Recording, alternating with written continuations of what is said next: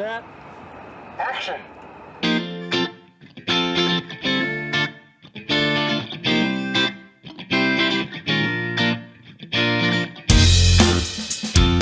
Hello and welcome to Intoxicated Nonchalant, where we talk about drinking culture, pop culture, politics, and anything else that comes up. Joining me as always is Brandon.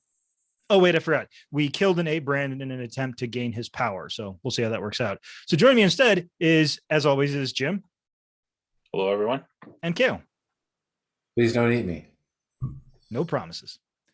So today we're talking about our top 5 directors. But before we get into the directors, let's get into a glass of something. Jim, what are you having tonight? I'm having a backyard iced tea.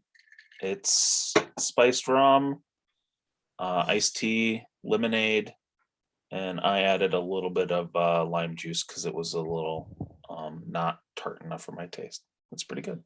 I am going to do an episode on spiced rum someday. I think it's an interesting thing because it's kind of like nobody knows what spiced rum is, except it's rum and there is spices in it, but it's not very well defined. But for another day. Kale, what are you having? Well, yesterday I was out with my parents and I came across this stuff. It's called Straker Wisconsin root beer made with real Wisconsin maple syrup.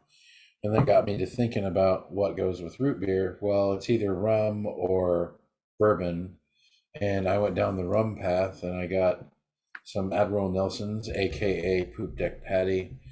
And to make it a complete cocktail, Kahlua. So those 3 items have all been chilled previously in a fridge, and I'm going to classily drink it from a small mason jar. Anything that comes out of a glass is perfectly fine. By the way, I went down the rum path is I think going to be the name of my biography, my autobiographies. I went down the rum path. So I started off, I was going to try a Pisco Old Fashioned, which I tried. I was doing a little prep before we got started, so I'm a little through it. Pisco Old Fashioned is a drink that I stole from Greg from How to Drink. I don't think he minds a little light theft. So yeah, highly recommend it. We might talk about it on the channel someday. But I think I'm going to switch over to bourbon because bourbon. So I want to. Right. I wanted to preface before we actually get started talking about our top 5 directors. My list does not include Ferruccio Fellini. It does not include Alfred Hitchcock. It does not include Sidney Lumet or a lot of other directors that a lot of people probably consider their tops. And I'm not going to speak for you guys. And I kind of wanted you to speak for yourself. You know, that'd be a good idea. So my list is like directors that I like watching. You know, I've seen a lot of their films and I find them to be very good and interesting filmmakers. And that's why I put them on my list. So it is not a top 5 classical best filmmakers of all time. And it is not definitive. It's just the filmmakers that I like. Jim, how did you kind of come at this? Yeah, mostly the same way. I feel like there's some people that I like quite a bit that I did not put on my list because I felt like they hadn't quite done enough films to be included with the other people on my list. So that when we're done with our lists, I have a few directors that I would like to kind of give honorable mention to that I think could make it onto my list in a few years. That sounds good. Kale, what about you? Basically, I just looked up lists of top directors, went through those lists, looked for names that I recognized, and then looked through their filmographies for films that I recognized. And so my list is kind of all over the place right now. It's very much spackled together, but it is an honest list. I gave them all a fair day in the sunshine, so. Sounds good. Well, in that case, let's jump right into it. Jim, what's your number 5? My number 5 is kind of, I'm sure probably you think it's cop out, but Steven Spielberg. I don't know that he's necessarily like my favorite director, but when you compare when I looked at the other directors on my list, when you compare how many films he's done, how many of them are very good, some of them excellent, I just couldn't leave him off my list. He's made too many good films, too many super good films. not a lot of films that I would say like are excellent and I want to watch them again and again and again, but really, really good quality and a lot of different types of films too. So Jaws is fantastic, kind of horror film. Raiders of the Lost Ark, classic action film. E.T. the Extraterrestrial, The Goonies, which I love that movie. Kind of a kid adventure movie. Schindler's List. I thought it was crazy that he made Jurassic Park and Schindler's List in the same year. Minority Not exactly Report, the same tone. right? Minority Report and Catch Me If You Can also were done in the same year, and I like both those films. I think Minority Report, by the way, is a underrated sci-fi movie. So more recently, not super recently, I guess it's 10 years ago, Lincoln I thought was really good. So yeah, Steven Spielberg. Yeah, what do you have on Steven Spielberg? I'm sure you've seen some of his films. He's been out there for a while. Well, like I was kind of spitting out here in the background while he was listing off his. I was just like, Close Encounters, Saving Private Ryan. I mean, he's made a lot of pretty decent movies that I think a lot of people have enjoyed. I know that you have your own qualms about him, but like I've seen some of the kind of background on how he got into filmmaking. Just like the use of I appreciate his use of practical effects over digitized effects for a little more realism, that kind of thing. Good director. I don't have anything bad to say about him. I may have something to say about this particular director in a different section. All right. So I will add that I think with the amount of films he's made, there's no surprise. There's some of his films that I didn't really care for. Well, I'll say this: Steven Spielberg is in no way a bad director. I think he's very competent. I think he makes films that a lot of people like to see. I think that some of his films are quite good. I don't hate him. I don't hate his movies. I don't hate him personally. I've never even met him. I do have some problems with him, but again, I'll kind of talk about that in a little while.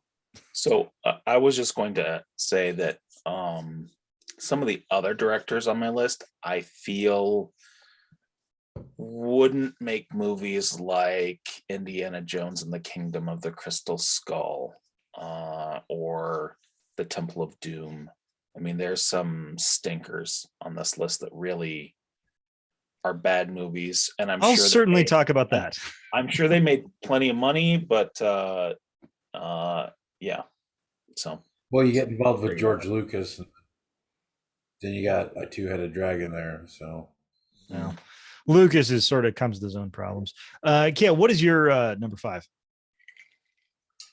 Well, my number 5, since I didn't put these in a specific order, and I just kind of decided what order I'm going to do them in as we were beginning this episode. Just to be fair, I kind of did sort of the same thing. I was coming up with 5 directors that I really liked a lot.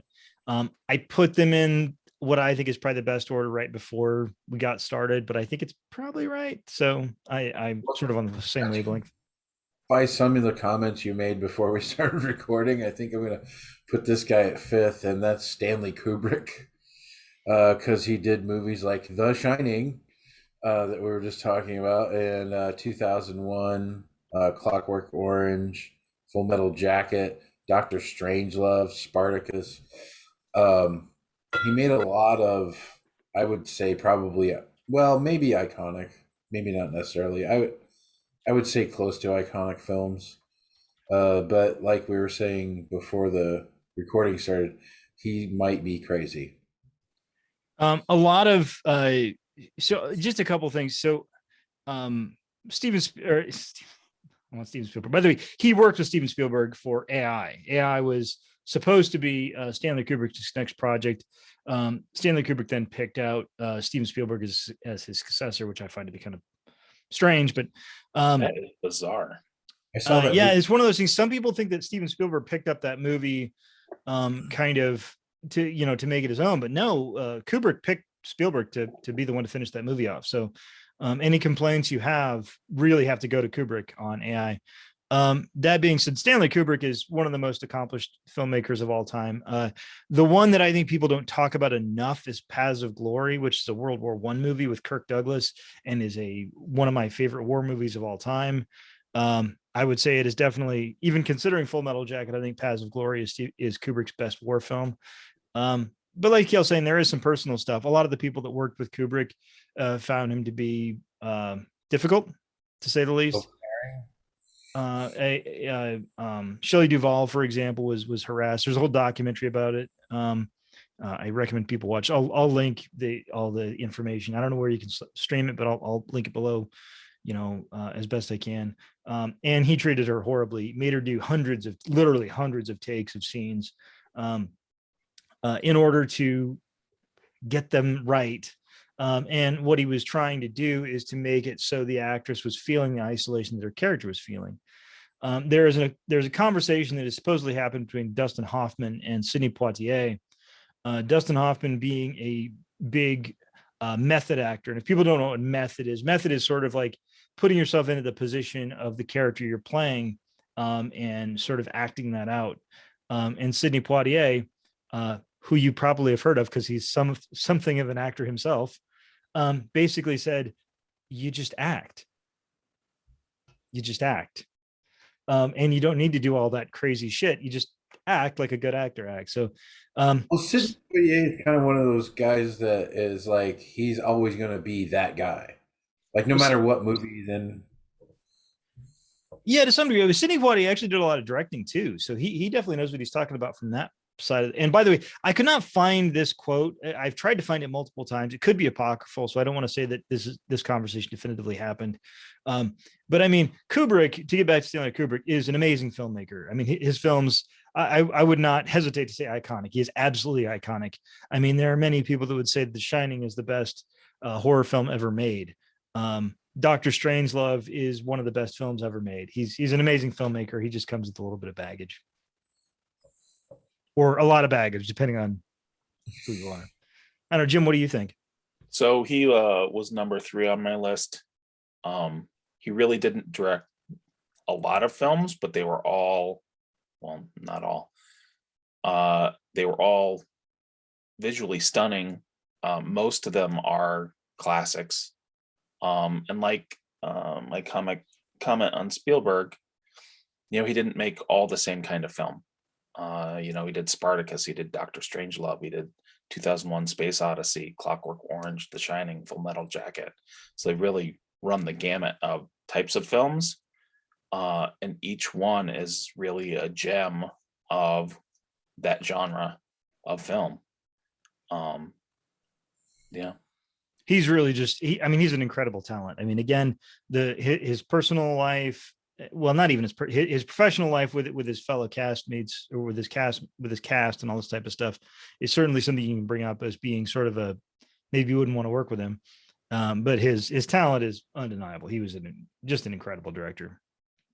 The other thing I was going to say is I found it super impressive when I was looking at directors that had really long careers, like Kubrick. Started directing in 1953, directed his last film in 1999. I mean, a span of almost 50 years. And you think about like the difference between Spartacus and Eyes Wide Shut, or even Spartacus and 8 years later, 2001, a hugely different type of film. And well, I mean, the one that, so when I went to school, I was a poli-sci major, and, I watched Dr. Strangelove probably 10 times when I was in college, and half of those were actually in classes, because Strangelove is such it's an incredible political comedy. And it's got sort of the more blatant stuff, but it's also got a lot of really, really sort of subversive stuff going on in that movie. And it is great. And by the way, odd thing about, some people don't know about Dr. Strangelove is oh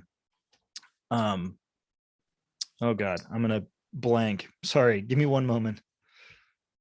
Peter Sellers. So Peter Sellers was originally supposed to play the pilot as well. He was supposed to originally be playing 3 parts in the movie. He was going to play Strangelove, the president, and the pilot.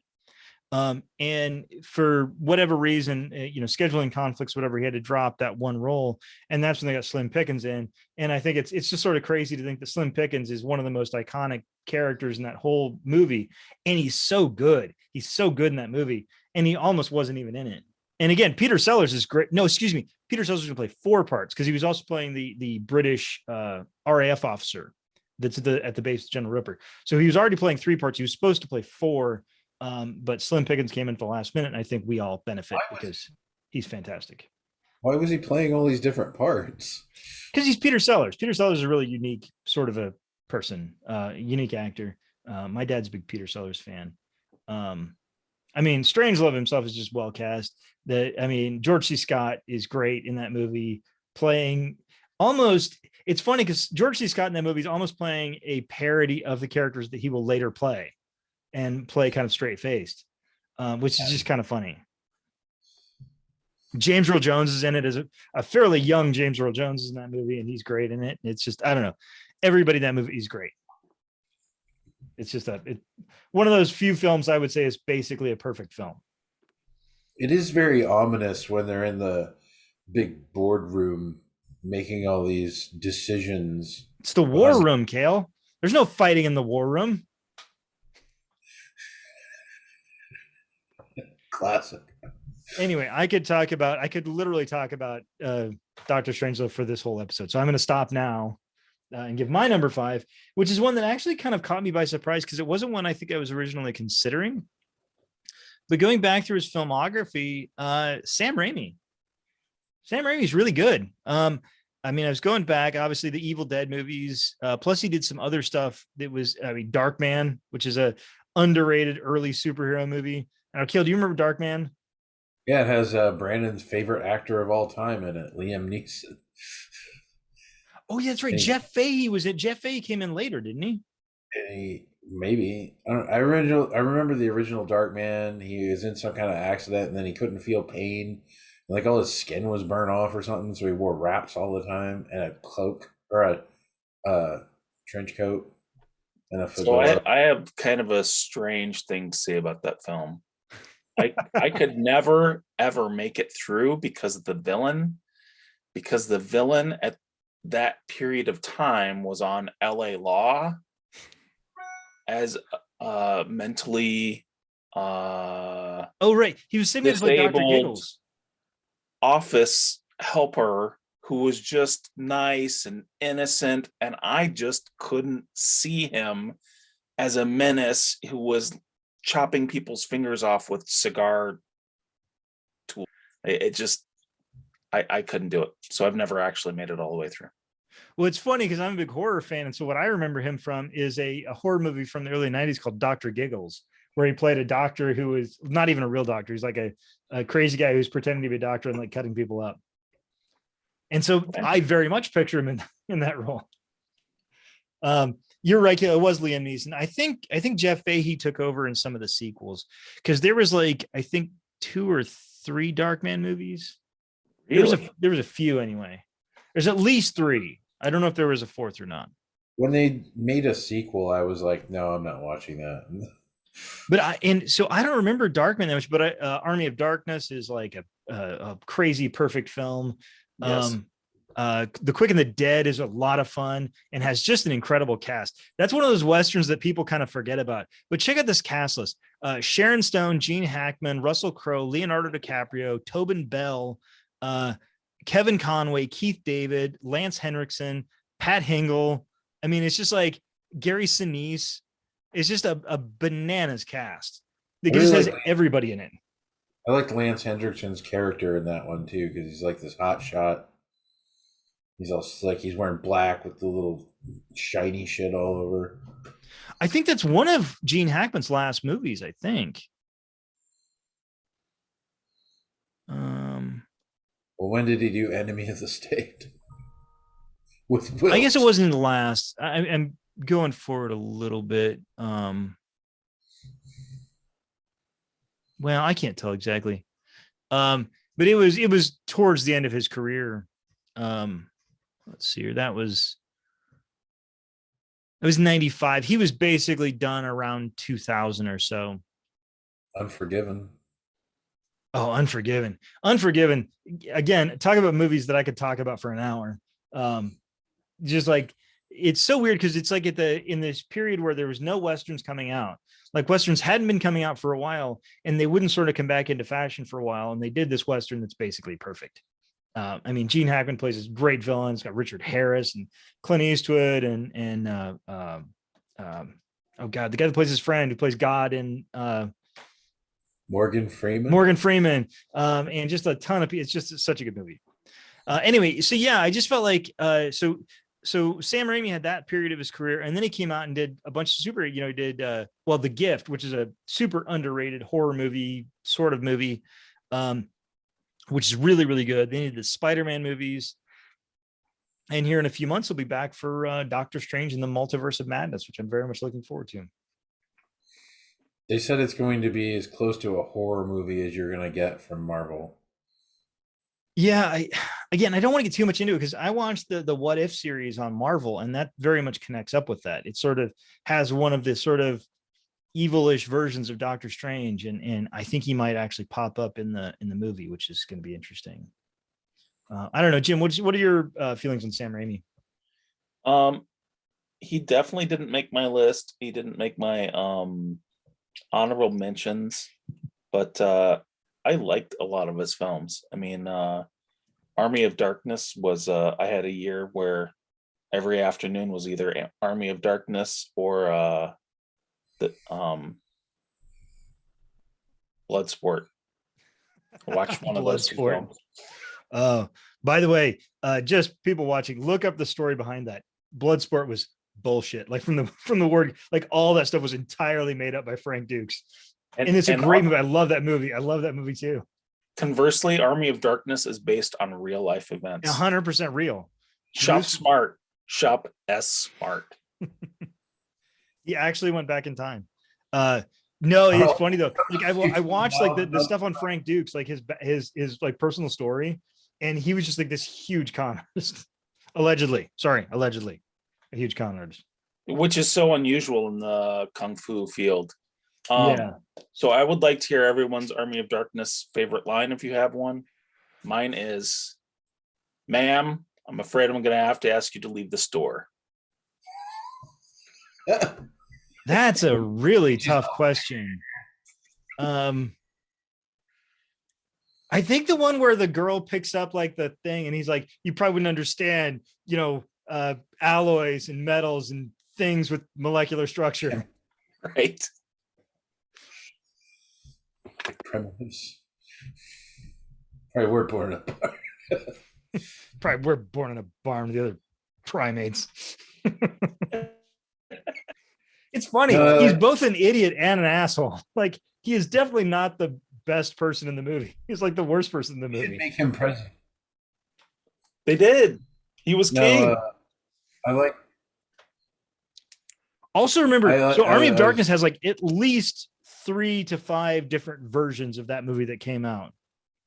I know because I had one of the director's cuts on VHS.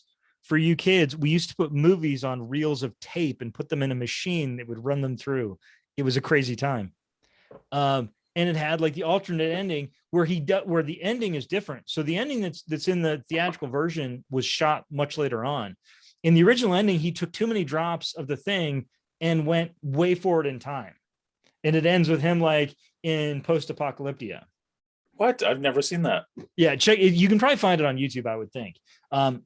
I hate trying to find this. If I find it, I'll put it in the description below. But yeah, I remember just a bananas movie. It's been years since I've seen that version, and it had to have been yours because you're the only person I know that has it. And I think there's been several versions that have come out since that are more definitive. Because my version had like literally, I think like 20 or 30 minutes of extra footage that was included. It's one of those movies that has lots of alternate cuts. So yeah. Anyway, I'll stop gushing about Sam Raimi. And I was going to tell you my line. Oh, go ahead. Sorry, forgot. where he's standing on the wall after the demons come and take the girl, and he's like, "We're gonna fight," and then the king is like, "Are all men from the future loudmouth braggarts?" And he's like, "Nope, just me, baby." It reminds me of there was a movie called Superhero Movie, which is one of those awful parody movies that came out like in the early 2000s. And don't watch it because it's not a good movie. But there is one great line in it where the villain looks at the hero and he pulls out these like little spinny things that he's going to throw at him. And he's like, "These can cut through diamonds." And the guy's like, "I'm not wearing any diamonds." It's just such a great line. and the villain's like, "Yeah, I know. It's not." Okay, who was in that? It's Bruce Greenwood, wasn't it? I think. Sounds right. I remember that. I'm not wearing any diamonds. By the way, imagine imagine the irony of this. Somebody putting out a parody of like, "Oh my God, there's too many superhero movies" in 2008, the same year that Iron Man came out. Right. Well, at that point, there kind of had been too many bad superhero movies. By the way, I'm sorry. I get them confused all the time. Not Bruce Greenwood, Christopher McDonald. Sorry. But spoof films were very popular from the 90s into the early 2000s. So it's more of a spoof film genre thing than an attack on superhero movies. But they're mostly not good, I think. Anyway, Jim, why don't you go ahead with your number 4? Sorry. All right. My number 4 is Ridley Scott.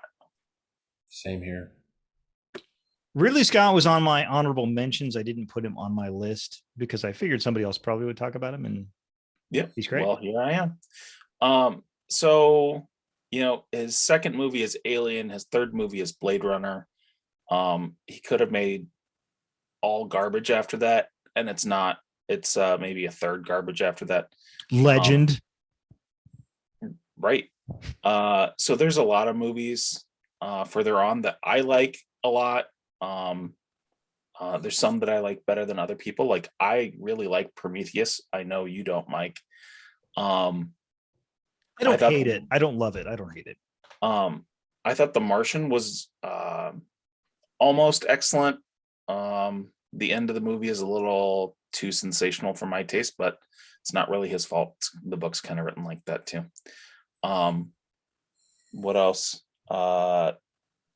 He did Hannibal and Black Hawk Down the same year. And the year before that, he did Gladiator. I mean, that's a pretty solid set of 3 films right in a row in just 2 years. I am not a big fan typically of war movies just because I don't like war. It's not a good thing. Black Hawk Down is one of the most effectively shot war movies of all time. It is really, really well done. I don't know if it's my favorite war film of all time, but it is very well done. Also, and I don't know if it's too soon to talk about this, but the film that came out right before Gladiator was G.I. Jane. Too soon, whatever. G.I. Jane, I think, is actually a pretty decent movie. It's Demi Moore and Viggo Mortensen. It's about the first woman trying out for the SEALs. It's a little over the top, but I thought it was a pretty good movie. Even if Chris Rock doesn't like it. So another film of his that I would kind of recommend people watching if they haven't. Definitely is a perfect film, but it has really good parts. It's Kingdom of Heaven. And I think it kind of got ripped because it wasn't really a commercial success, but there are parts of it that I think are really pretty powerful. It was definitely not a commercial success. No. I watched it too. I thought I kind of have a little bit of a soft spot for it. It definitely isn't one of my faves, but it's it's worth watching. Have you watched an extended cut of it? Because I have not. That's another one of those ones where I think there's several different versions. Yeah. And I think the extended version is like really long, like 4 hours or something. I don't know. I'm not sure, but there is a very, very extended version of that. I don't know. I mean, he's an incredibly competent filmmaker. And Prometheus, I didn't really hate Prometheus. I just felt like it was a strange film where he was sort of compromising between doing what he wanted to do. Like it wasn't clear what he was trying to do with the movie. Like it was sort of an Alien prequel, but it was sort of trying to do its own thing. And I feel like he should have done one of those two things and not both, because I think that was the biggest weakness in the movie, is trying to like squeeze in aliens. Right. So I kind of felt like I really enjoyed it because I just enjoyed it as a pure science fiction film. And I feel like a lot of my friends that hated it because it wasn't an alien movie, even though it was billed as an alien prequel. Now, Alien Covenant, I definitely didn't like. Yeah, I wasn't a huge fan. There are definitely alien movies that were worse, in my opinion, although I'm sure you disagree. Well, since you mentioned that Ridley Scott was your number 4, and I kind of hinted that, yeah, it was mine too. You guys both Your 2 or mentioned your 4? he was going to be my number 4 as well, is what I'm saying. And you guys mentioned most of the body of his work. I only have 3 little tidbits to add to that. One, I like him because he's fairly accurate as far as realism. Like he tries to keep things in a certain line going a certain way, not getting too crazy with effects and stuff like that. But also, he also made a movie that I really enjoyed called The Martian with Matt Damon. And more recently now, and you can find this one on Netflix, is called Out of the Furnace, which I've heard nothing but good things about, but I have not seen yet. I don't know anything about that movie. So I think I'm going to replace my number 4 when it comes to me. All right. So Well, did either of you see The Last Duel or House of Gucci? Because I have not seen those. Okay, so it's so weird. The critics are basically combined. They hated House of Gucci, and they loved The Last Duel. So for the 2021 Oscars, I think most people felt that House of Gucci, because House of Gucci, I think, got nominated for something, but people were afraid it was going to get nominated for a lot of things, and it didn't, thankfully. And I think a lot of people thought The Last Duel should have gotten nominated for a lot of things, and it didn't. So Last Duel got a lot of, it's one of those critical darlings that just nobody watched, for whatever reason. Almost like Blade Runner. Right. Which, by the way, I'm sure I've mentioned this on an episode before, but in my opinion, if you're going to watch Blade Runner and you haven't seen it, you should watch the theatrical cut if you can find it, not the director's cut. I personally feel like this is one film where the meddling by the film company improved the film. So in the theatrical cut, there's a voiceover, kind of like a old time detective movie, which it is a detective movie. And for me, it's what I grew up watching. So I mean, I'm biased that way. But when I go and watch the director's cut, I feel like even though I know exactly what's happening, the movie drags. I think the best version of Blade Runner is Denis Villeneuve's Blade Runner 2049. Very good. But that's just me. Cale, why don't we move on to your number 4?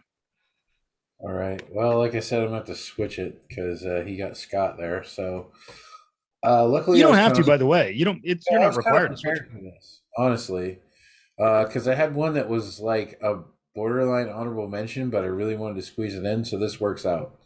And that is Luc Besson. Excuse me, that is Luc Besson. Besson. Yeah. He did. You provincial. He did The Professional, The Fifth Element, The Messenger, The Family, Lucy. Lucy's the one with Scarlett Johansson, where she's basically a human computer.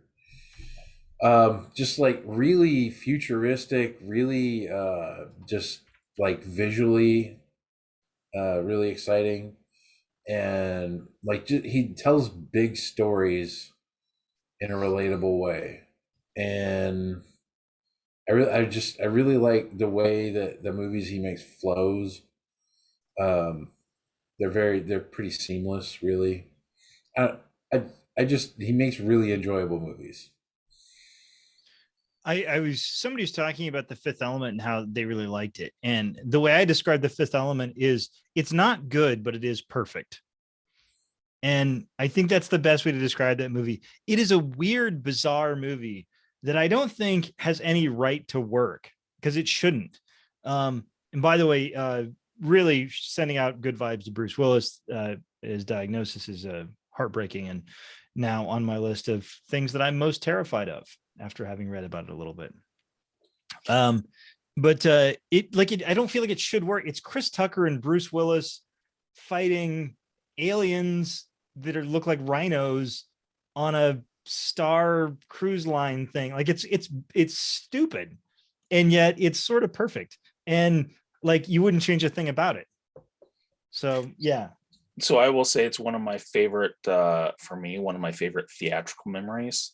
I took my wife to see it, and she is not a sci-fi fan, and she loved it. We went to see it in Portland at the Baghdad Theater, which if you've been to Portland and gone there, it's an iconic movie theater. It's a old Masonic temple, and it's beautiful. Just fond memories of the film, and it is wacko. It's crazy, and it's not good, but it is perfect, like you said. I think I've watched it roughly 500 times. Yeah, I was gonna say, Kale, you've watched that movie many, many times. So, for me, the movie of his that I've seen the most is The Professional. I really, really like that movie. I've only seen that about 400 times. So is that Gary Oldman's best turn as a villain? Yes. If it's not, it's got to be up there. Because I was going to say, he- it's funny. He was also the villain in Fifth Element, but I feel like in the Fifth Element, he's like a goofy ass villain. In The Professional, he's like a really scary, like imagine like a drugged out cop that wants to kill you, and is totally corrupt. Like that's one of the scariest things you can kind of imagine. Yeah, he was definitely a more real, more tangible, and horrifying villain in The Professional. Whereas in The Fifth Element, he was more, I don't know, he's more pronounced. He was being comic bookish, I would say. Which is what that movie called for. That movie called for comic book. Right. I mean, it was sort of supposed to be. By the way, Natalie Portman was only, I think, 12 years old during the making, and then 13 when the movie came out. So she definitely came out of the gate with a good one. Yep. All right. So my number 4 is, I don't know if this is going to be controversial or not. This is interesting. It's Paul Verhoeven. And Paul Verhoeven is amazing. I mean, I think he's amazing anyway. So Jim, you sort of talked about, a group of movies together. So he did The Hitchhiker. Oh, excuse me, a TV show. I'm not The Hitcher. Sorry, wrong movie. RoboCop, Total Recall, Basic Instinct, Showgirls, Starship Troopers. And that was 4 movies he did right in a row between 87 and 95. Now, we could maybe leave Showgirls on its own, although I think it's an interesting film, if nothing else. You've been with plastic armor. What? RoboCop, I think, is just basically a perfect science fiction movie. We sort of use the phrase perfect a lot. And but again, we're talking about our favorite movies. So of course we use perfect a lot. It's perfectly cast. I think that Peter Weller has just an amazing voice for RoboCop. Paul Verhoeven, the way he made RoboCop, it is totally making fun of American society in the 80s in a way that I don't think any American could. I mean, because he's not from the US. And I think that he looks at the United States kind of as an outsider and is making fun of it. And yet Americans loved it, which is sort of amazing to me.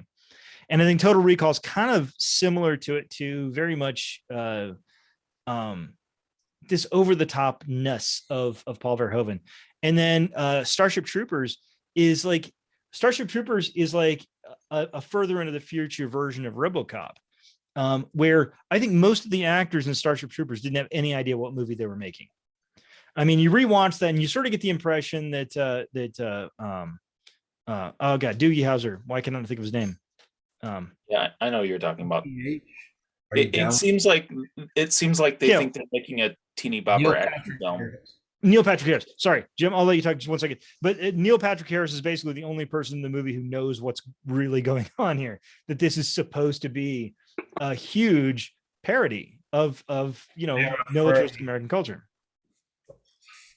So I was just gonna say, it seems like the actors think that they're making kind of a teenage action movie, and really it's a propaganda film. Well, right. I mean, you look at the costumes that Neil Patrick Harris is wearing. He's a Nazi. He's dressed like an SS officer, but it's sort of played off straight, and it's beautiful what he does. Paul Verhoeven mocks American culture the way that I don't think any American director really could, just because we're all sort of a part of American culture, and he can sort of come in and do his thing, totally apart from it. So I think he's kind of a genius. Hollow Man isn't good though, not good, but that's my opinion. Did you see Flesh and Blood? Because I have not seen that. I have not either. I've heard a lot about it, but I have not watched it. Maybe we should watch it sometime. It's got Rutger Hauer. Oh, it does have Rutger Hauer in it. I'm always up for Rutger What do you Hauer. mean Hollow? R.I.P. Don't be Holy cow! It's got hating Jennifer on the Jason baby. Leigh, who was in The Hitcher with Rutger Hauer, wherein he, spoiler alert, did something terrible to her at the end of the movie. Anyway, I'll stop gushing about Paul Verhoeven. Do you guys have anything to say about Paul Verhoeven or the RoboCop or Starship Troopers and that kind of stuff? Probably his favorite for me. My favorite movie of his is Total Recall. It's a little bit like The Fifth Element. It's a little wacko and over the top, but it's except like a super hard R, like a very hard R Fifth Element. Well, and that's based on a Philip K. Dick story, isn't it? Yeah, loosely, very loosely, I think. And then they redid it with yeah. The remake was very, very unnotable. Yes. It's like they tried to get closer to the story and they ended up just kind of being boring. Mm-hmm. Also Blade Runner, based on Philip K. Dick, and Minority Report, which was mentioned earlier. Never heard of it. Right. I think the biggest thing that holds back Minority Report is the fact that Tom Cruise is in it. I think I've said this before. I really don't like Tom Cruise. I tell myself I don't like him, but there's a lot of movies that he's in that I do like. I like the movie. He doesn't really bother me in the films. And I'm not sure why I don't like him. I just don't like him. Right. Well, I mean, personally, he's a lunatic. He's a crazy person. And that's part of it, I think.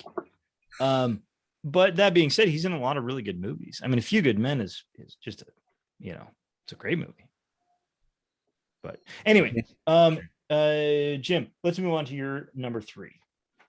All right, my number 3, actually my number 2, but a little bit of cheating because it's a team, the Coen brothers. I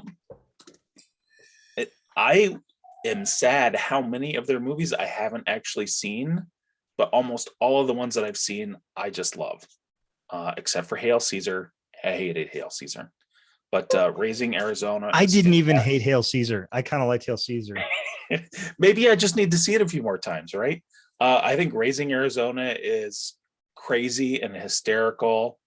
3 movies in a row. I just love Fargo, The Big Lebowski, Oh Brother, Where Art Thou? I mean, The Big Lebowski is one of my favorite movies of all time. I think it's hysterical and just so well done. I'm sorry, I've never seen that film. Right. And, Western. I've not seen that film more than 2,500 times, I guess. I love 2 other Westerns, No Country for Old Men and True Grit. I know there was some argument amongst us about whether No Country for Old Men is a Western, and it is a Western. Anyway, I really love both those movies. Actually, so one of the Coen, so this is just Joel Coen. It's the one movie that he directed on his own. And Denzel Washington was up for Best Actor for The Tragedy of Macbeth last year. if you don't remember Macbeth, I would recommend watching that. It is a very visually interesting film. They've filmed the entire thing on sound stages, so it has a very uh, Theater. closed feeling to it. It's really interesting. I mean, Denzel Washington's great. It's got a great cast, and it's just if you want to watch Macbeth and you haven't seen Macbeth in a while, watch the Denzel Washington Joe Cohen version. I have a skull on my kitchen table that I named Steve that I talk to sometimes. It's a plastic Halloween skull that I just kind of made into a regular decoration. Please tell me it glows in the dark. No, he just sits there. I gave him a pair of sunglasses and a hat. He's got a little rose in his mouth. So, Jim, you mentioned the Coen brother movies you haven't seen. I have not seen Blood Simple, Barton Fink, or The Hudsucker Proxy, all of which are supposed to be great movies, and they probably are. Miller's Crossing is great. Fargo's great. Big Lebowski is whatever one step above great is. A Brother Where Art Thou is really an amazing film and has a great soundtrack. The Man Who Wasn't There I've not seen. No Country for Old Men is not my favorite Coen Brothers film. Burn After Reading is great. That is some of my best Brad Pitt acting as just like a douchebag guy who works at a gym and gets wrapped up in like a conspiracy to like defraud the CIA or something. He's just like, are you concerned about the security of your shit? By the way, if you're wondering what my favorite line from that movie is, it's, are you concerned about the security of your shit? Because it's great. And also, speaking of Westerns, The Ballad of Buster Scruggs on that list too, which I have not seen, but people say is really good. I have not seen that one either. It's got Clancy Brown in it. I don't have anything else to say because they're on my list too. So Coen Brothers was my number 2. So, and I'm not going to bother changing it because I totally agree with them being on the list. So I'm going to leave them at number 2. And you've now mentioned, well, almost every movie. You didn't mention Raising Arizona. I think Jim did, but I'm not going to split hairs. Oh, okay. Well, whatever. Go for it. Tell us about Raising Arizona. That's great. It's great. It's got Nicolas Cage and whoever the lady is supposed to be his wife, and they steal somebody's baby, and they hire some motorcycle madman to go find the baby. It's just crazy. But how do they raise the whole state of Arizona? I just find it unrealistic. They name the baby Arizona. I'm aware, Cal. Are you sure? More or less. Okay, Kale, what is your number 3? Well, my number 3 is, if I pronounce this right, Denis Villeneuve. I'm not sure. I'm. Well, let me just. Can I break in for 1 second? My number 3 is also Denis Villeneuve. Okay. Well, I put him there. Known movies: Dune from 2021, Blade Runner 2049. Arrival, Sicario, Prisoners, all really great movies. And the only reason that this guy's probably not absolutely number 1 on my list is because we've only seen a small body of his work. I feel like he's a really great actor and a director, and hopefully in the next 10 or 15 years we'll see quite a body of work for him that people are going to be like, okay, this guy is one of the top guys. Yeah, I completely agree. He's my number 1 honorable mention. I just love his movies. Yeah, I think that so Enemy is a movie that Vanessa and I watched, my wife and I watched together, and she ended up so have you guys seen Enemy? Enemy is a very, very strange movie. It's Jake Gyllenhaal, and I can't remember who the female lead is in it. It's like there's somebody who's identical to him living his life. The ending is the ending will just like come at you from sideways, and you're like, wait, what the fuck was that?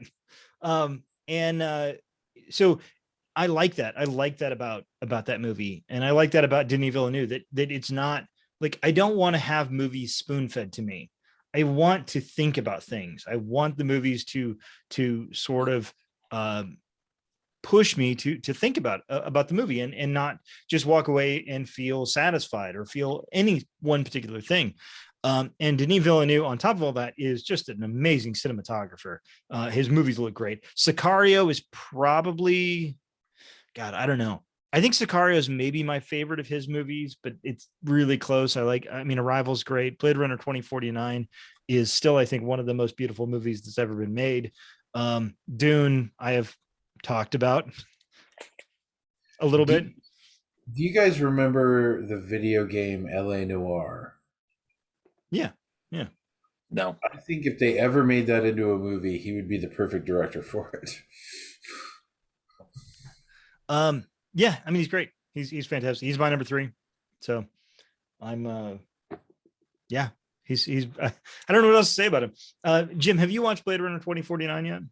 I love it. It was great. It was so good. I think it's hard to compare that and the original Blade Runner film. But it's a beautiful film. It has a great plot. One of my favorite science fiction films made in the last 10 years. It's fantastic. I would agree. Sort of. I was ribbing you a little bit earlier, saying that my favorite Blade Runner is 20, which I think it is, but still, it's not to discount the original Blade Runner. I just think that it's one of those things where I feel like 2049 went over the top, especially with the visuals. I mean, more than anything else. I mean, the way he uses color, Yes. and I mean, just I could watch that movie on mute and be perfectly happy. It's just such a good looking film. And the lighting too. Yeah, there's very different like the settings are lit so differently. It's like you can tell where he's at by the lighting. You can tell when he's out, hunting down Batista's character because of the lighting. You can tell when he's in the city because of the lighting. And we mentioned that before when we talked about the new Dune, like how much better the lighting was. It's almost a character in itself. Well, that was when I heard he was doing Dune. I was just like, oh, this is such a perfect fit. This is going to be a great movie. Like, I just know it's going to be a good movie. So anyway, I'll stop gushing about Dune. I was just going to say that when I watched 2049 at the end, I'm pretty sure over my shoulder, I heard M. Night Shyamalan go, "What a twist."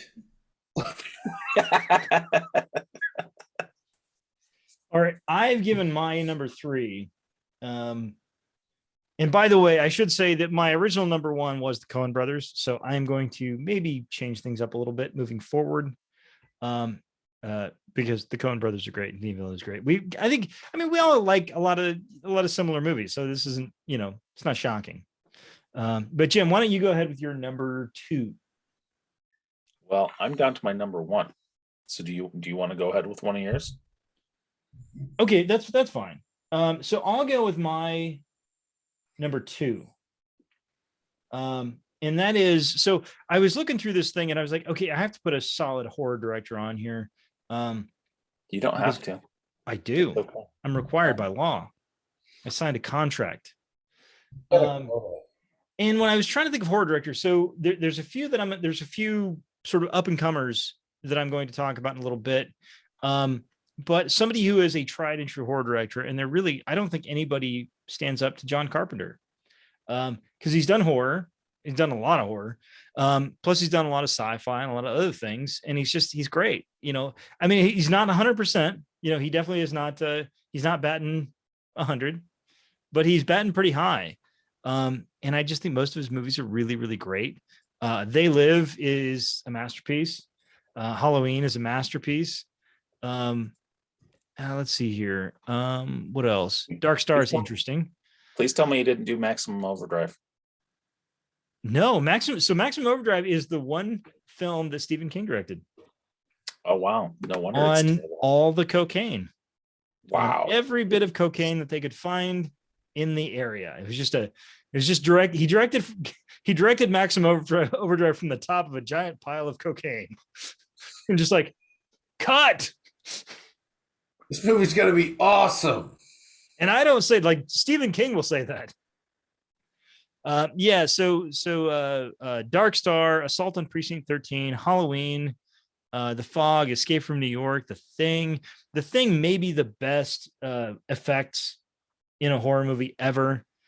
Christine is good. Not my favorite. Starman is one that I watched when I was a kid. I remember liking and people very much love. Big Trouble in Little China is great. What was that, Cam? I was saying that I wouldn't call that a horror movie, but I mean, you're not specifically doing horror. I mean, No. Yeah. I'm not saying. See, he's done other. I mean, Starman I don't was think great. Escape from New York is a horror movie, and No. Assault on Precinct 13 is not a horror movie. Starman, Big Trouble in Little China, which is just a great goofball Kurt Russell movie, much like Escape from New York. They Live. Let's see here. In the Mouth of Madness is a movie that I love, and it's just such a bananas little horror movie. Escape from LA is just bananas. I don't know if it's good, but it's fun to watch. And then The Ward with oh, she's canceled now because she's Amber Heard, Johnny Depp's ex-wife. And I remember liking that one a lot too. Just a really, really solid career. Really solid career.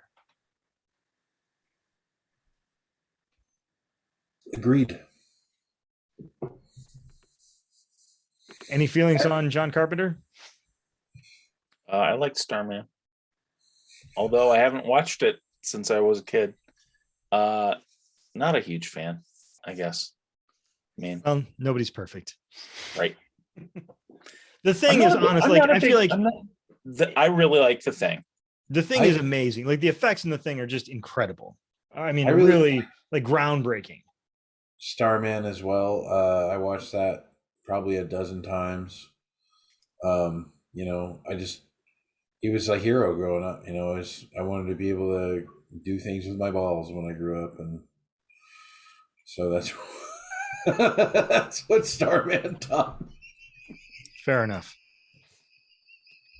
Were those sweaty No, balls? it's a good movie. It was a good movie, and then the ship was a big shiny ball too. So I mean, and that makes the most sense, really, when you think about sci-fi movies. Like in Flight of the Navigator, the ship kind of changes when it goes faster, which is cool. But like in space, a sphere makes the most sense. You don't need to tell me about Flight of the Navigator, Kale. I know Flight of the Navigator. Okay. All right. So now we're up to kind of to switch gears a little bit here because we've had a lot of the same stuff. And we want to kind of keep talking about new filmmakers. So I'm switching it up, mine up too. My original number one was Coen Brothers, but I'm going to put something else in there that I would like to talk about. So before we get on to our number ones, Jim, what honorable or dishonorable mentions do you have? So I have a few.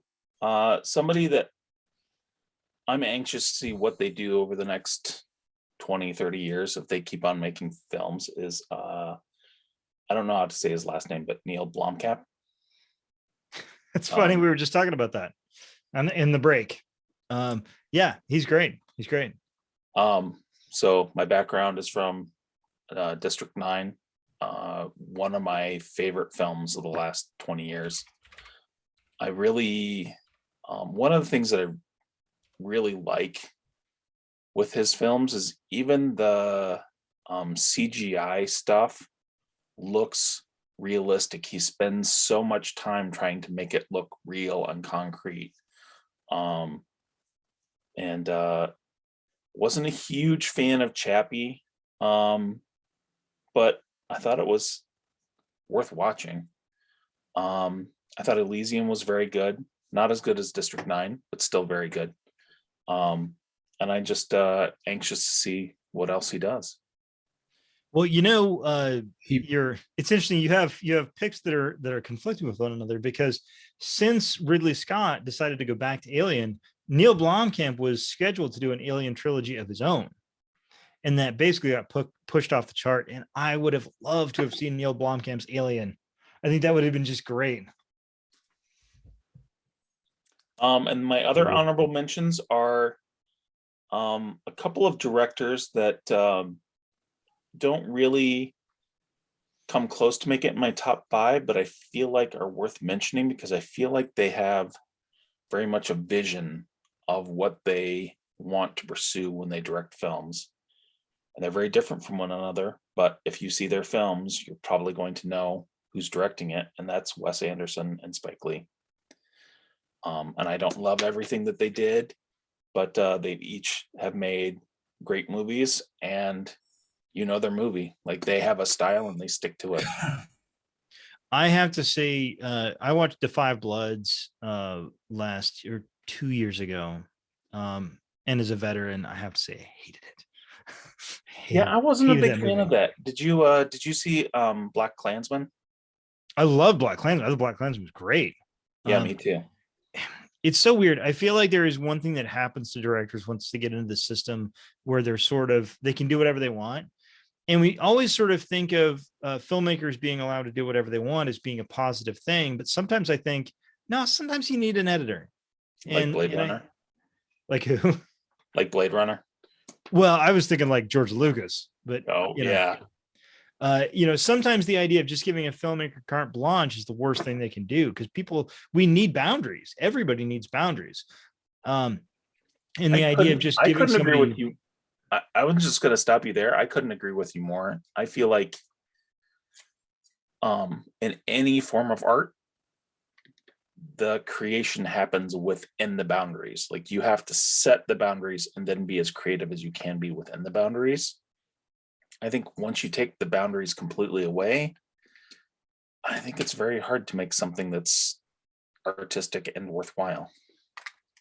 yeah, I would agree. I mean, I'm not an artist, so I wouldn't know, but yeah, that seems right to me. It seems like there should be some level of, like, without constrictions, like what is anything, yeah. And I think that, Paul Thomas Anderson, for example, came out with Licorice Pizza last year, which is a film that I thought was one of the worst films I'd seen in years. And it was nominated for multiple Oscars. So, what can you do? That being said, Cale, do you have any, huh? That's not Wes Anderson, though. Right. No, I was talking Paul Thomas Anderson, which is funny because I actually got them confused when I was watching the movie. I thought it was a Wes Anderson movie, and due to the sort of visuals, it seemed like a Wes Anderson movie, but it wasn't. It was a Paul Thomas Anderson movie. Well, first of all, Luke Wilson wasn't in it. Bill Murray wasn't in it. There were no animated foxes. Yeah. Right. So I'm going to put a plug in for my favorite Wes Anderson film, and that's Rushmore. I think it's a funny movie. I'd probably say Royal Tenenbaums, but Royal Tenenbaums is really good. I like A Life Aquatic, but I feel like, I don't know. For me, Rushmore was just overall more enjoyable. So just a brief tangent on that, because, what is our show if not brief tangents that take, an hour? Right. Vanessa and I used to be Yelp elite. I'll pause for applause. So they periodically will have these little events, like little Yelp elite events. And one of them was a Paul Thomas Anderson party, or excuse me, Wes Anderson, themed party, where there's like various like little businesses or whatever that bring, snacks and whatever, and everybody's dressed up like Wes Anderson characters, and it was a very Wes Anderson evening. So you had to wear berets, and I didn't wear shit because I'm not a Wes Anderson fan, but I just kind of went there, and yes, there was a lot of people wearing clothes from the 1970s. Tenenbaums once. I've seen Rushmore 2 or 3 times, and Life Aquatic probably 3 or 4 times. Because honestly, I don't know if it's just me, but it seems like you got to kind of see those a couple of times to get everything out of them. Life Aquatic, I don't know. I would agree with that. My favorite. So I feel like the Coen Brother films are like that too, a little bit. Oh yeah, to be honest, when I walked out of The Big Lebowski for the first time, I was like, okay, whatever. And then I remember Cale, was when you and Brandon and Kurt were all living together downtown, or down in Des Moines. I say down in Des Moines, here in Des Moines. And we all watched it together, and I was like, oh wait, this film's kind of genius. And I just didn't get it. And then I watched it 5,000 more times. Backpedal here a little bit. Blomkamp, really good at selling a dystopia. Not selling it really, just portraying it. Honestly, it's kind of like you were saying about films kind of making a mockery of a certain system. Uh, that's what he does best. He's like, look, this is how it is, and it's very hardcore reality stuff. Like in District 9 specifically, just the way they segregate a certain group, and they're like, this is where you're going to be redlined into, and you're going to, stay there and live this shitty life, or else we're going to kill you if you come out. Yeah, And it's then kind of Spike Lee, as far as that goes, I don't know anything about the Five Bloods. Like I don't watch all the war movies, so I don't know. But it's probably a far cry from like Poetic Justice, I'm sure. A little bit. All right, so Kale, what honorable mentions do you have? Oh, I just got a list of names, notable directors, basically. Nothing too personal here. Polanski, Soderbergh, Eastwood, Spike Lee, Del Toro, Cameron, Coppola, Nolan, Spielberg, and Scorsese. Those are all directors that I just was like, I know who those guys are. I'm sure I've seen movies. I'd probably put a big asterisk next to Polanski, but that's just me. Because, well, I'm not saying that he's not notorious. Well, but he did. That's certainly one way of putting it. I'm going to go through mine. I have one honorable mention and then a couple of horror honorable mentions. So my honorable mention is the Russo brothers, because I think they have done with the Marvel Cinematic Universe what few other directors have been able to done, which is to elevate it. And I think the stuff they did with Captain America, the Avengers, has been great. Plus, they directed Community, which is the best show ever. They're great. So the other one I'm going to bring up is 4 other directors that do primarily horror movies that I'm still not comfortable putting on any list anywhere. But I think they've done a lot of good things, and I think they're interesting. And that is Mike Flanagan, who's done the Hush, and I think he did.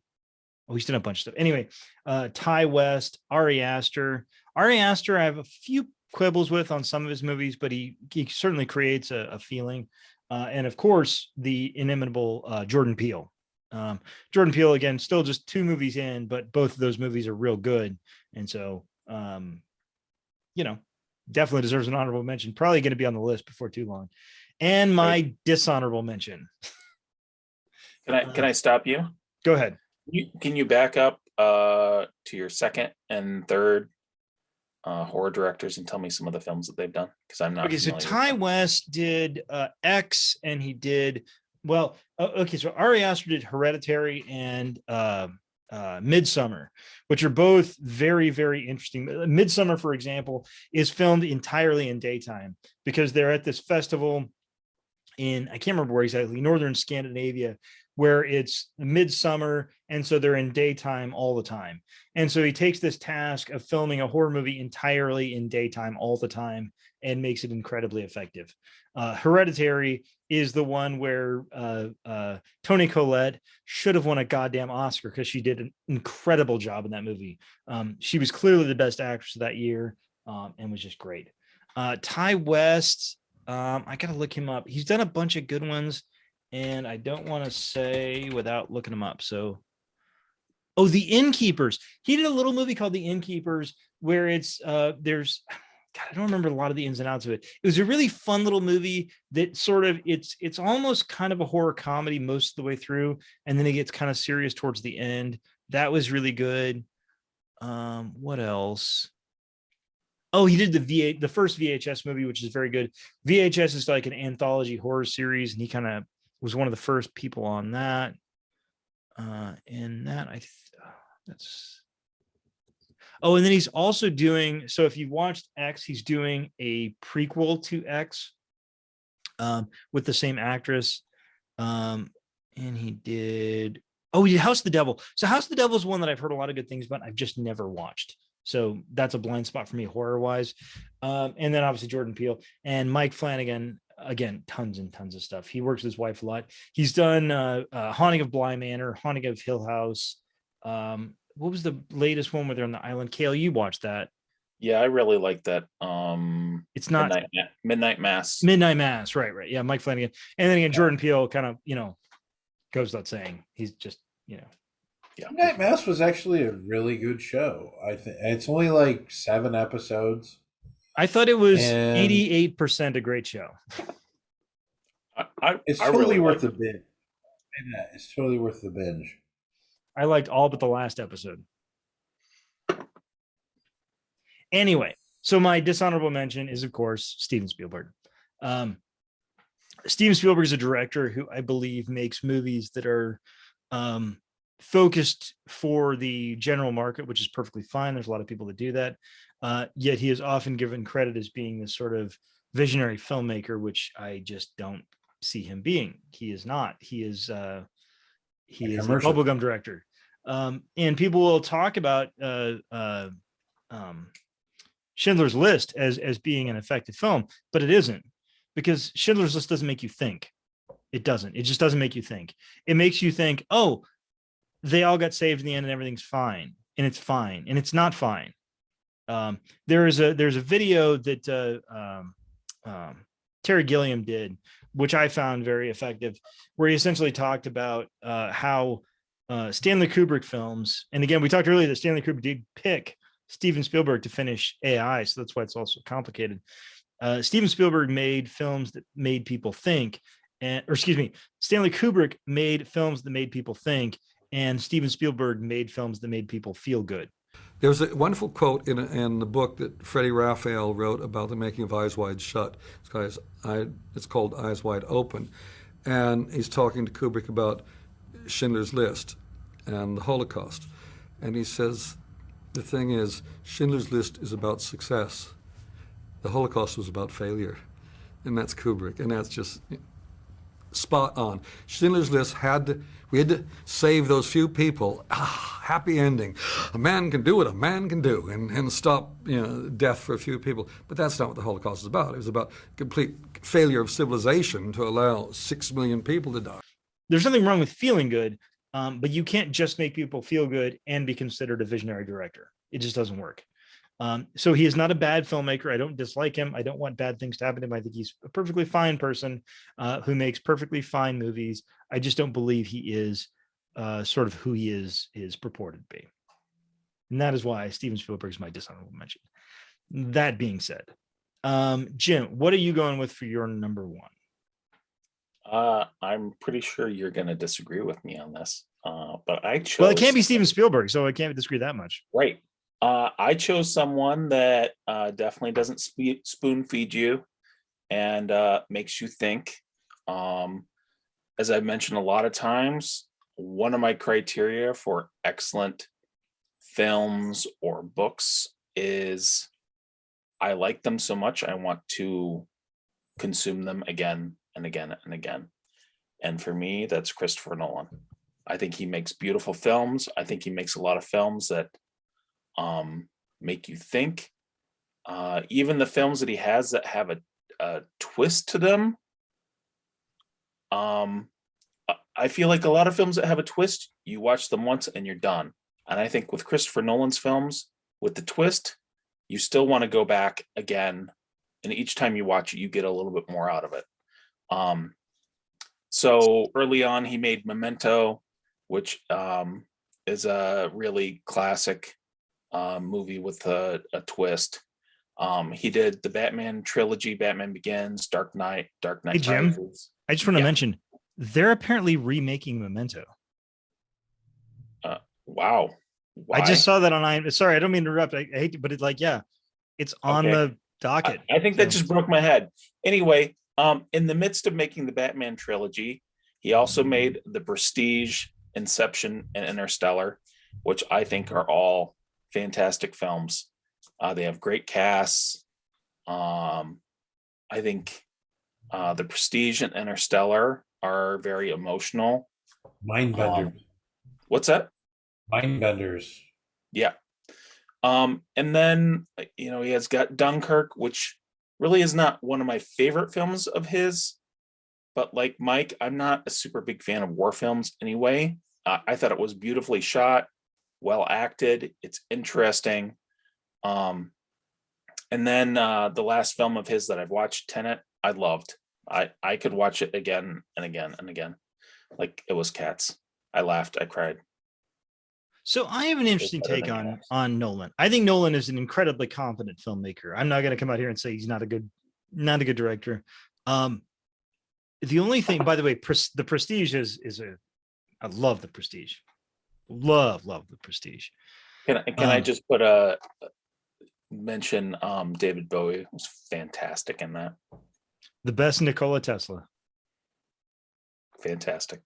My problem with Nolan is kind of strange. I feel like sometimes his films it's like he's making math instead of movies. And so his films are just very technically worked out and very, like Precise. right. It's like he's balancing an equation.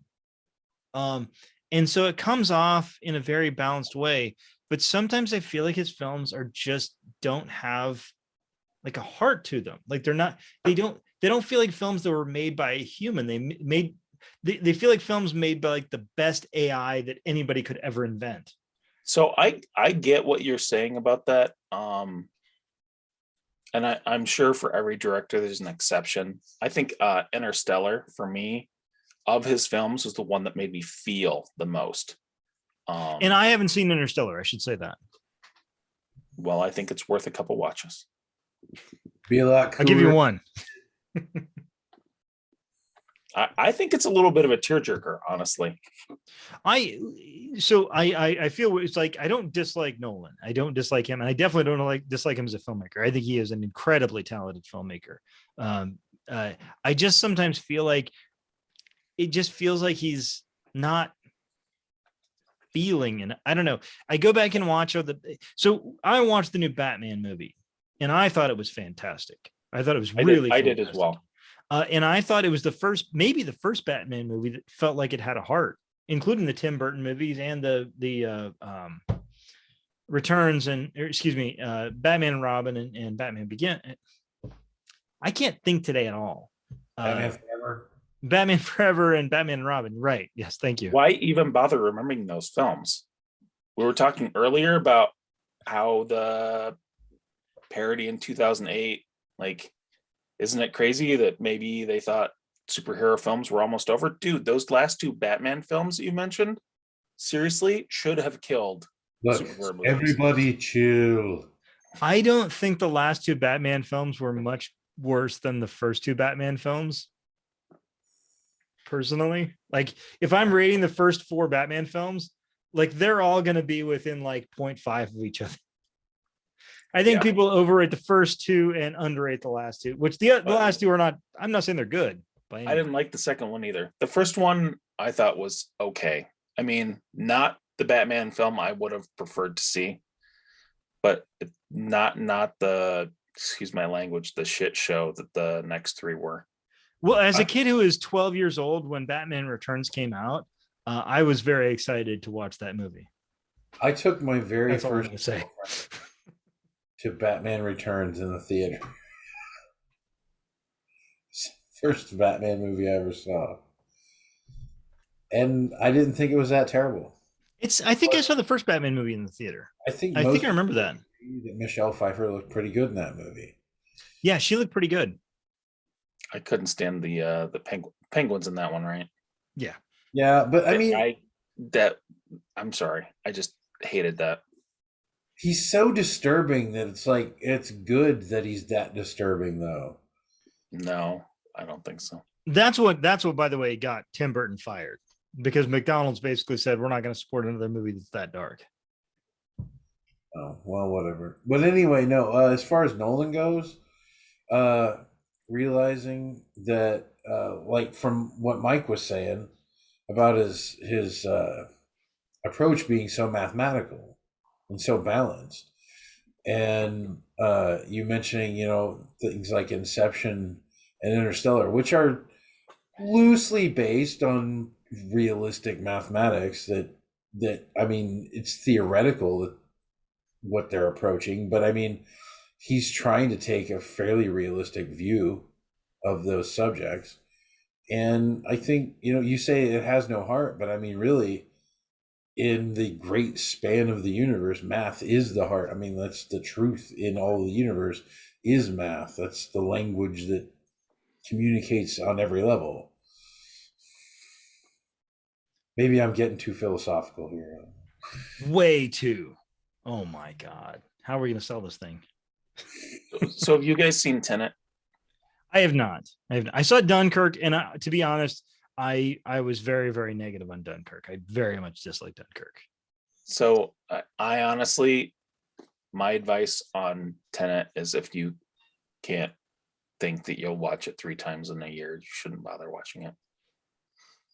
I'll take the latter option. But I really like it. But it's fine. That's the thing about all this stuff. It's like we can like totally different things, and it's perfectly fine. Like it's fine. Stop liking things that I don't like. Even if they're stupid. Stop not liking things I like. Right. All right, Kale, what is your number one? Well, nothing special here. Oliver Stone Who? did Platoon, Natural Born Killers, Wall Street, Born on the 4th of July, Scarface, The Doors. Just a classic American director making pretty decent movies. I can't say there's any one thing that he does particularly well. He just makes good movies. I can't take anything away from him. So I really liked his movies when I was growing up. I recently went back and watched Platoon and thought, wow, I really thought this was an excellent movie. And it's good, don't get me wrong. It's just I had probably in the last 2 years rewatched Apocalypse Now and Full Metal Jacket. I'm like, I don't know, Platoon belongs in the same category as those 2 films. But that being said, I think he makes a really good film. Why do you say that, though? I don't know. When watching it again, it just didn't seem as compelling. And I think the last time I watched it, I was probably a teenager. So it really just hit me differently. I guess the only thing I would say that maybe what you're feeling about it is that seems like Platoon was more about their personal relationship as opposed to how the war was affecting what was going on in their lives. It could be. I think Born on the 4th of July was a more compelling emotional story than Platoon. I just particularly that specific film hasn't aged super well for me. I think it's still a good film. Was it the part where Tom Cruise was shouting penis to his mother? Wow. I thought that was the part where he was holding the metal things. He was like, "Count the ghosts in your blood." So 3 words or 3 letters very much destroyed Oliver Stone for me, and those 3 letters are JFK. That movie is such a bananas bullshit boat of conspiracy theory horseshit that I go back and watch it. And so many of the things that he talks about are so easily debunkable by 5 minutes of research. I think that Oliver Stone can be very effective. I don't think he's an ineffective filmmaker at all. I think he's very effective in many ways. But I also think he's driven by his passion so much. In some ways, maybe almost the opposite of Christopher Nolan. And I think that maybe like Christopher Nolan could use a little more Oliver Stone, and Oliver Stone could use a little more Christopher Nolan, where he's guided so much by his passions that he doesn't stop to think about whether or not those things are actually true or actually, really happening. And so like, I don't know, like The Doors seems a little unnecessary. JFK was, man, that movie. Since you hate JFK, I have to ask you, did you ever see the movie 13 Days? You mean the one with Costner. Costner? Yeah, I thought it was pretty effective. It's not His realistic. was way worse than everybody else's accent. Well, I mean, remember, 13 Days is largely fictionalized. You know, Kevin Costner's character never existed. Was all right. I'd like to talk about a filmmaker who did not do a ton of movies. He did, however, do the best movies, and I'm going to use his full name, John fucking McTiernan. John fucking McTiernan. I'm going to go ahead and read off. In 1987, he came out with a little film called Predator.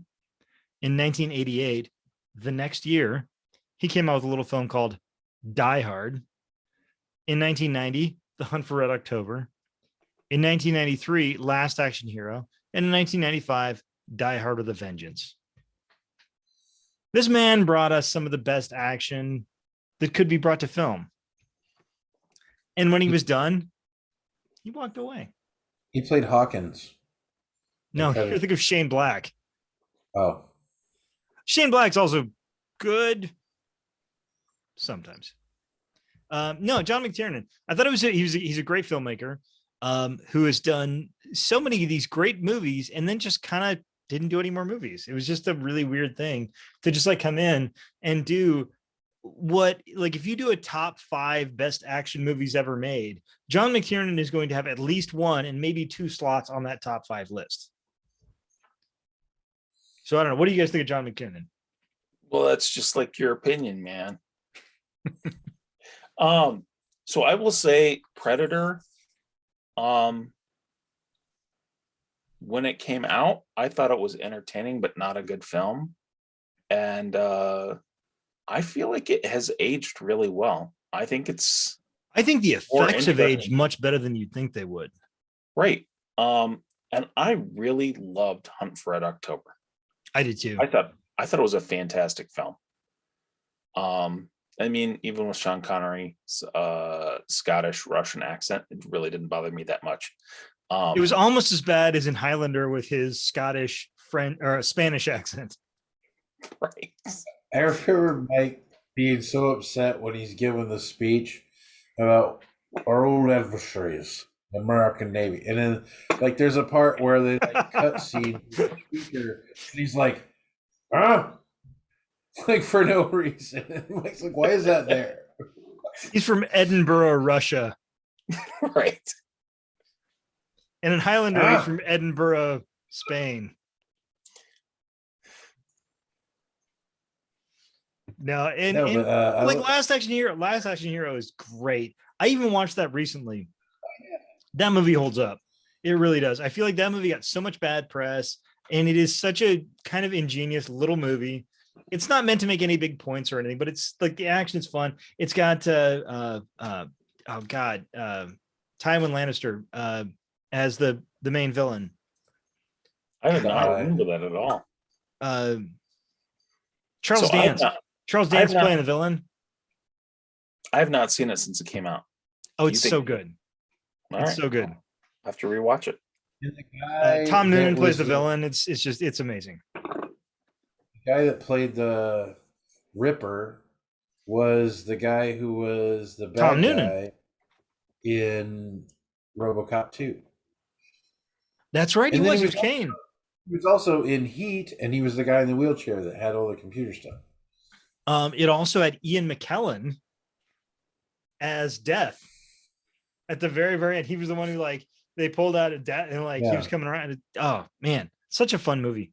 And it's so funny too, because I've been complaining about Steven Spielberg making bubblegum movies, but it doesn't bother me that John McTiernan did, because he was set out to make those movies. Like, John McTiernan's not out there to win an Oscar. He's out there saying, hey, this is going to be a really fun thing that's going to draw people together, and it's going to be great. And that's why I like John McTiernan is a better director than Steven Spielberg. We were wondering if we could talk to the local drug dealer of the house. They're like where he's like, they're very well trained, and snaps his fingers and the dogs make a big pyramid. I think he had the little eye that had the different thing. Like, he had like the smiley face eye. Oh, such a good movie. Anyway, So are we waiting for your number one?